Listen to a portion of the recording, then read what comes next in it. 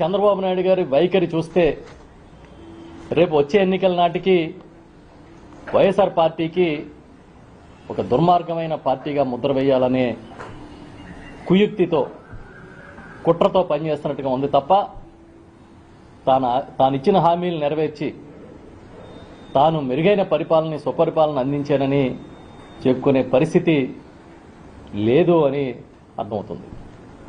అందుకే మాటిమాటికి వైఎస్ఆర్ పార్టీని దూషించడం, జగన్మోహన్ రెడ్డి గారిని దూషించడం, చివరికి తన స్థాయి మరిచిపోయి సీనియారిటీని మరిచిపోయి జగన్ గారి మీద వ్యక్తిగత దూషణ. నిన్న వైఎస్ఆర్ జయంతి సందర్భంగా వైఎస్ఆర్ ఘాటు వద్ద గౌరవనీయులు జగన్మోహన్ రెడ్డి గారు వారి తల్లిగారు విజయమ్మ గారు కలిసిన దాన్ని ఆ సంఘటన మీద కూడా ఈరోజు జరిగిన ఒక బహిరంగ సభలో చాలా దిగజారుడుగా చంద్రబాబు నాయుడు గారు మాట్లాడడం చూశాం. చంద్రబాబు నాయుడు గారు మీరు ఎందుకు ఇంత దిగజారిపోతున్నారు, ఏంటి మీ ఫ్రస్ట్రేషన్ కారణం అని మేము అడుగుతున్నాం. ఏ స్థాయిలో ఆయన మాట్లాడుతూ ఉన్నారంటే నిన్న ఆ ఘాటు దగ్గర జగన్మోహన్ రెడ్డి గారు వెళ్ళి తండ్రికి నివాళులు అర్పించి ఆ సందర్భంలో విజయమ్మ గారు ఆయన కలుసుకోవడం, హత్తుకోవడం, తల్లి తనయుడికి ముద్దు పెట్టడం ఇవన్నీ మనం చూసాం, ప్రత్యక్ష ప్రసారాల్లోనే చూసాం. కానీ ఆయన ఏం మాట్లాడుతూ ఉన్నాడంటే అసలు భయంకరంగా తల్లిని గౌరవించలేని వ్యక్తి, తండ్రిని ఓట్ల కోసం పూజలు చేస్తున్నాడు. అసలు ఇది ఒక 17 సంవత్సరాలు ముఖ్యమంత్రిగా చేసి ఒక పార్టీని సుదీర్ఘకాలంగా నడుపుతున్న చంద్రబాబు నాయుడు గారు మీరు మాట్లాడే భాష కానీ మీరు మాట్లాడుతున్న వ్యవహార శైలి కానీ సంస్కారమా, సంస్కారయుతంగా నేను ప్రవర్తిస్తున్నానని మీరు అనుకుంటున్నారా అని సూటిగా నేను అడుగుతున్నా. మీ వ్యవహారంలో తీవ్రమైన ఫ్రస్ట్రేషన్ ఎందుకు కనిపిస్తుంది? జగన్మోహన్ రెడ్డి గారి కుటుంబ సభ్యుల గురించి, కుటుంబ వ్యవహారాల గురించి ఎందుకు మాట్లాడుతున్నారు? సభ్యత సంస్కారం మరిచిపోయిన విధంగా ఏ విధంగా మీరు పబ్లిక్ మీటింగ్లో కామెంట్లు చేస్తున్నారని మేము సూటిగా అడుగుతున్నాం. లేదు ఇదే పందాని ఇదే పద్ధతిని నేను ఎంచుకున్నాను అని అంటే బహిరంగంగా చెప్పండి. అంటే వైఎస్ఆర్ పార్టీని, పార్టీ నాయకుడిని చాలా కించపరిచే విధంగా ప్రజల్లోకి ఒక భావన క్రియేట్ చేయాలనే ప్రయత్నం మీరు చేస్తున్నారు. అందుకే వైఎస్ఆర్ పార్టీని మాటి మాటికి గొడ్డల పార్టీ అని ఎద్దేవా చేస్తూ మాట్లాడుతున్నారు. అంటే ఎవరో ఒక కింది స్థాయి కార్యకర్త మరొక నాయకుడు మాట్లాడితే అవగాహన లేని మాట్లాడుతున్నారని అనుకుంటాం. కానీ ఈ దేశానికే రాజకీయాలు నేర్పించానని చెప్పి మీరు గొడ్డల పార్టీ అంటున్నారంటే అవగాహనతో మాట్లాడినట్టు కదా. మరి వైఎస్ఆర్ పార్టీ గొడ్డల పార్టీ అయితే మీ పార్టీది ఏ పందా, మీ పార్టీ ఏంటి అని అడుగుతున్నా. బూడిద పార్టీయా? ఎందుకంటే పోలీస్ స్టేషన్లో యువకుల్ని చంపి బూడిదిగా మార్చేస్తున్నారు కదా, దానికోసం మిమ్మల్ని బూడిద పార్టీ అనొచ్చా? లేదు ఈ రాష్ట్ర భవిష్యత్తుకి అర్థం లేకుండా వనరులన్నీ ప్రైవేటు వాళ్ళకి, కార్పొరేట్ వాళ్ళకి దోచిపెడుతున్నారు కదా, చివరికి బూడిదే మిగిల్చే స్థాయికి మీరు పనిచేస్తున్నారు కదా, అందుకే మిమ్మల్ని బూడిద పార్టీ అనొచ్చా?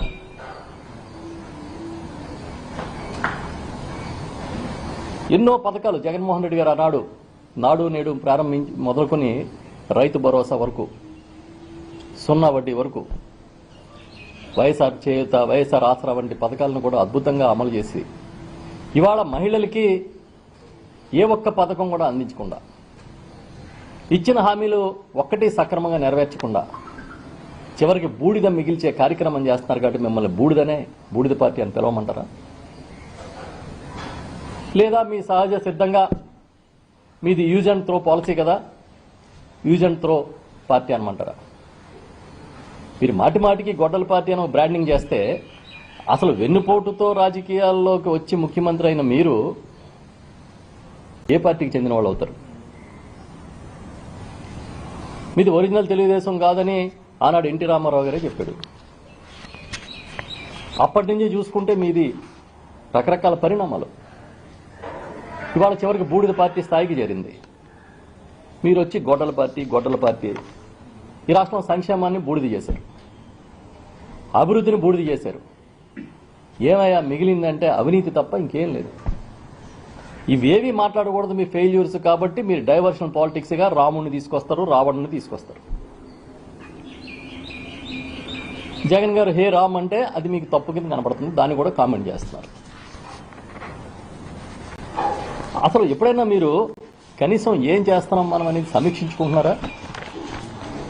లేదా మిమ్మల్ని మోసే మీడియా ఉంది కనుక మనం ఏం మాట్లాడినా ఎలాంటి తప్పుడు సంకేతాలు మాట్లాడినా కూడా వాళ్ళే చూసుకుంటారులే, ఆ బాధ అంతా వాళ్ళదని వదిలేస్తున్నారా? సంపద సృష్టికర్త నేను, సంపద సృష్టిస్తానని కదా ఎన్నికల ముందు చెప్పారు. ఏదో అశ్వత్థామ అత కుంజరా అన్నట్టుగా మీరు సంపద సృష్టిస్తున్నానంటే నిజే కాబోలు ప్రజల కోసం, రాష్ట్రం కోసం అని అందరూ అనుకున్నారు. కానీ మీ సంపద సృష్టి కార్పొరేట్ కంపెనీలకి, మీ అనుయాయులకి, మీకు కావలసిన బంధుమిత్రులకి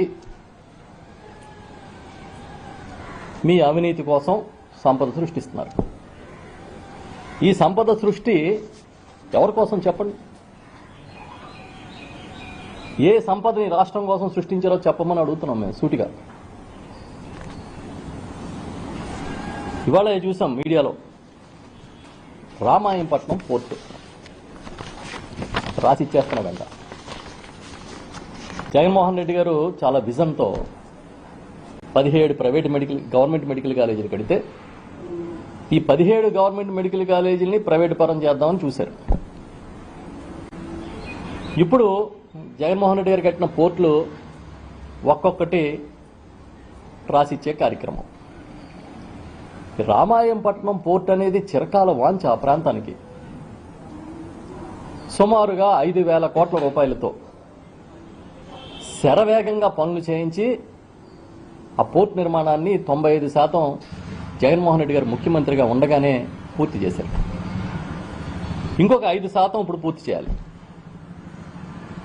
ఇప్పుడు ఈయన ఇచ్చిన టెండర్ బిడ్ చూస్తే